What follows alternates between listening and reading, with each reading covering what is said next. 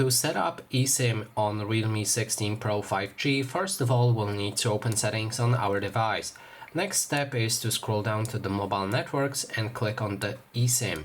Here you'll be able to enable it, but keep in mind that enabling eSIM disables SIM slot number 2.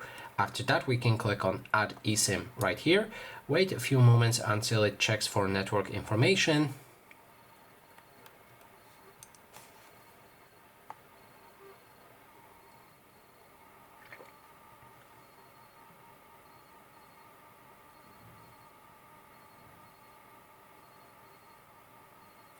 After it's done, we can click on Set up eSIM.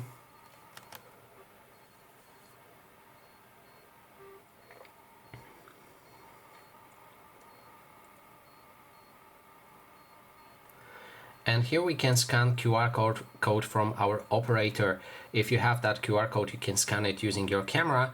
If you don't have the QR code and have the number code, you can click on Enter Activation Code right here. Or lastly, if you have the QR code but already taken as a photo, you can scan it from the photo on your device. Right here, just choose that photo. And that is basically everything. Thanks so much for watching.